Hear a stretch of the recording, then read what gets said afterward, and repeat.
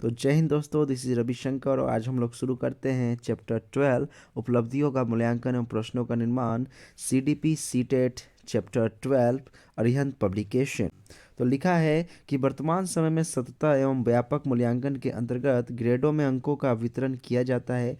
इस प्रणाली में कितने प्रतिशत अंक प्राप्त करने वाले छात्र को बहुत अच्छा या बी ग्रेड के अंतर्गत रखा जाता है। 90 to 100%, 56 to 74%, 75 to 89% या 35 यानी 35 to 55%। तो इसका सही जवाब होगा ऑप्शन नंबर सेकेंड 56 to 74%, यानी कि बहुत अच्छा या ग्रेड बी दिया जाता है उन बच्चों को जिनका 56 to 74 के बीच में होता है। लिखा है कि वर्तमान समय में सतत एवं व्यापक मूल्यांकन के अंतर्गत ग्रेडों में अंकों का वितरण किया जाता है। इस प्रणाली में कितने प्रतिशत अंक प्राप्त करने वाले छात्र को सर्वोत्कृष्ट या ए प्लस ग्रेड के अंतर्गत रखा जाता है। 90 to 100%, 56 to 74%, 75 to 89% या 35 to 55%। तो इसका सही जवाब होगा ऑप्शन नंबर फर्स्ट 90 to 100%। छात्र की उपलब्धि के मूल्यांकन के लिए सबसे बेहतर तरीका क्या हो सकता है? पहला, प्राप्तांकों के आधार पर श्रेणी प्रदान करना। दूसरा, ग्रेडिंग पद्धति का प्रयोग। तीसरा, तुलनात्मक मूल्यांकन या चौथा, उपयुक्त सभी। तो इसका सही जवाब होगा ऑप्शन नंबर सेकेंड, ग्रेडिंग पद्धति का प्रयोग।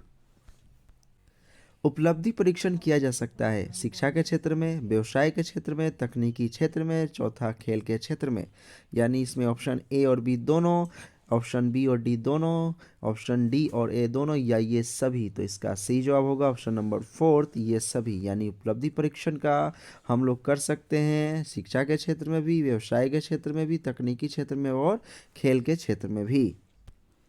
लिखा है व्यवहारिक रूप से रचनात्मक मूल्यांकन का अर्थ नहीं है यह विश्वास करना कि प्रत्येक विद्यार्थी को सुधारने के लिए शिक्षक की भूमिका सर्वाधिक आवश्यक है। दूसरा, फीडबैक मुहैया कराना जो विद्यार्थियों को समझने में और अगले कदम उठाने में सहायता करता है। तीसरा, शिक्षा प्राप्ति के लक्ष्य विद्यार्थियों के साथ बांटना। या चौथा, स्वनिर्धारण के विद्यार्थियों को शामिल करना। तो इसका सही जवाब होगा ऑप्शन नंबर फर्स्ट, यह विश्वास कराना है कि प्रत्येक विद्यार्थियों को सुधारने के लिए शिक्षक की भूमिका सर्वाधिक आवश्यक है। लिखा है निम्नलिखित में से परीक्षा के प्रकार कौन कौन से हैं? पहला, मौखिक परीक्षा। दूसरा, लिखित परीक्षा। तीसरा, खुली किताब आधारित परीक्षा। केवल ए, केवल सी, ए और बी या ये सभी। तो इसका सही जवाब होगा ऑप्शन नंबर फोर्थ, ये सभी। ये सभी परीक्षा के प्रकार होते हैं। मार्गदर्शन का प्रयोजन है मूल्यांकन के बहुविध मॉडलों का प्रयोग। दूसरा, मूल्यांकन के एकल मॉडल का प्रयोग। तीसरा, मूल्यांकन के 2 मॉडलों का प्रयोग। या चौथा, मूल्यांकन के 3 मॉडलों का प्रयोग। तो इसका सही जवाब होगा ऑप्शन नंबर फर्स्ट, मूल्यांकन की बहुविध मॉडलों का प्रयोग करना। लिखा है आजकल इस बात पर अधिक जोर दिया जाता है कि छात्रों में विषय वस्तु को रटने की प्रवृत्ति को कम करने के लिए प्रश्नों का निर्माण किया जाए।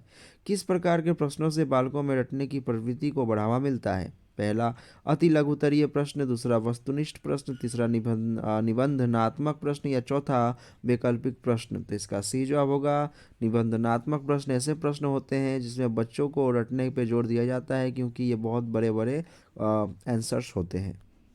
आपको किसी छात्र के बारे में ये मूल्यांकन करना है कि वो दी गई समस्या के बारे में अपने व्यक्तिगत और मूल दृष्टिकोण को व्यक्त कर पाता है या नहीं। इसके लिए आप किस प्रकार के प्रश्नों का निर्माण करेंगे? पहला, अति लघुतरीय प्रश्न, निबंधनात्मक प्रश्न, वस्तुनिष्ठ प्रश्न या वैकल्पिक प्रश्न।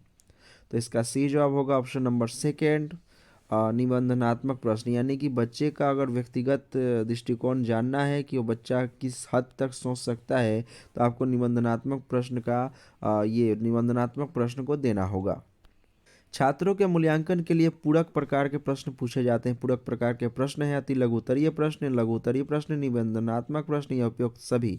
तो इसका सही जवाब होगा उपयुक्त सभी। यानी कि पूरक प्रश्न का मतलब ऐसे प्रश्नों से होता है जिसके अंदर सटीक जवाब का मतलब निकले।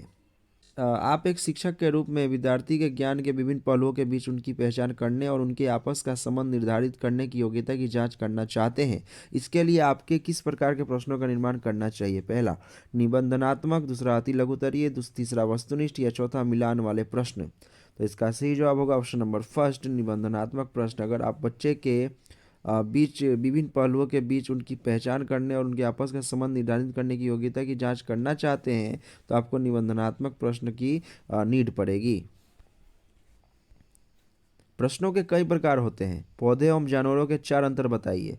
यह प्रश्न किस प्रकार के प्रश्नों का उदाहरण है? तो ये नॉर्मली आप बता सकते हैं, ये लघु उत्तरीय प्रश्नों का उदाहरण है, क्योंकि इसमें नॉर्मली आपको क्या 2 से 4 यानी 4 अंतर, इसमें 4 अंतर बताना होगा और पौधों में 4 अंतर बताने के बाद आपको जानवरों में 4 अंतर बताना होगा।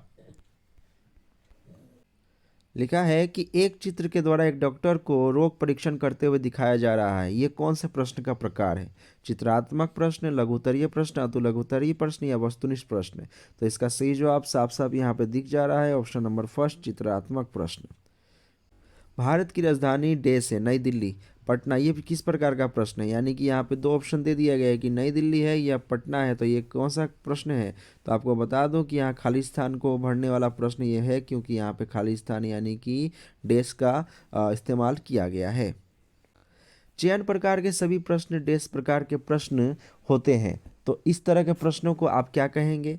वस्तुनिष्ठ, लघुत्तरीय, अतुलघुत्तरीय, निबंधनात्मक प्रश्न। चयन प्रकार, चयन मतलब कि ऑप्शनल, यानी ऑप्शनल मतलब आप कैसे कह सकते हैं? तो ये होगा वस्तुनिष्ठ प्रश्न, जिसमें क्वेश्चन 1 होता है और ऑप्शन कितने होते हैं? टोटल 4 होते हैं, जिसमें से आपको एक चयन करना पड़ता है।